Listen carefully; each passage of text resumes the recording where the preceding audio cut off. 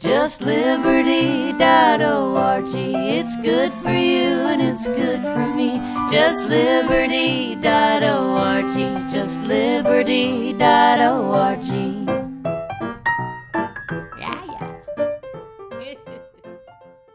Hey y'all, this is Suki McMahon, Just Liberty's Policy Coordinator.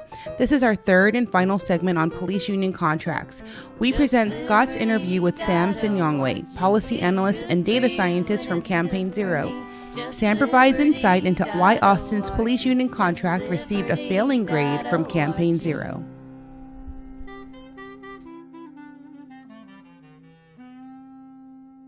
You've come to Austin to lobby the City Council on our police union contract, which according to your metrics is among the worst in the country. So explain to us why it's so bad and what kind of reaction have you gotten talking to our City Council members about it? Yes, so it is one of the worst. So we looked at the 100 largest cities in the country, 81 of which sent us their police union contracts. So among those 81 contracts that we looked at, Austin was one of only 6 cities that had every single type of problem that we identified could be in a police union contract was in Austin's contract. And for the record, Austin, I told you so. We hated on this contract when it was first passed. So. Yep.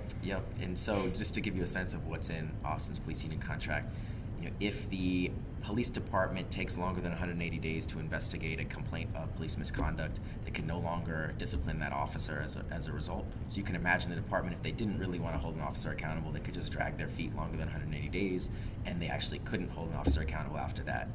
The contract has this 48-hour delay where if a police officer shoots somebody or beats somebody up, they get 2 days to craft their statement and version of events before they can actually be interrogated about that incident. In Baltimore, the Department of Justice, when they issued their report of the practices in that police department, they found that officers used this time period specifically to collude with one another, get their story straight, and protect themselves at the expense of transparency and openness about what really happened. The Austin contract also erases records of police misconduct. So if an officer is suspended, has a record of suspension, they automatically reduce that to a written reprimand after 2 to 3 years.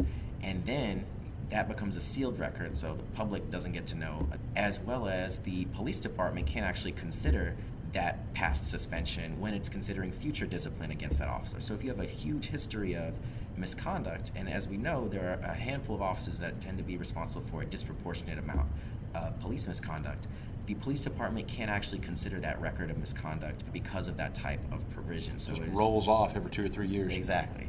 And so those are the types of things that are in this contract. I mean, citizen oversight is prevented from having subpoena power and the power to independently investigate complaints of misconduct from this contract.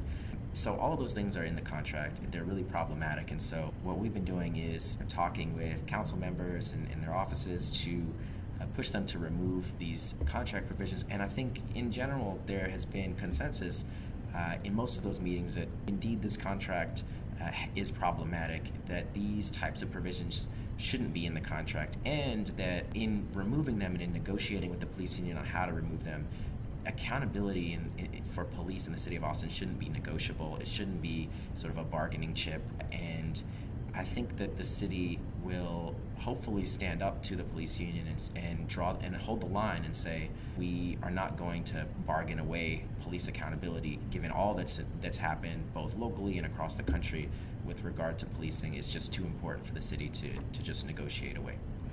That's great. Well, that's all I had. Is there anything else you wanted to say to the good people while you're here? I would say that now is a critical period where over the next month or two, the City Council will have to decide what it's going to do, whether it's going to approve this really problematic contract or really push and prevent these types of provisions from being reauthorized for the next 4 to 6 years. And so now's the time to really put pressure on the City Council and the mayor and make sure that they hold the line for the city. All right. Thanks a lot. I appreciate you talking to me. Thank you.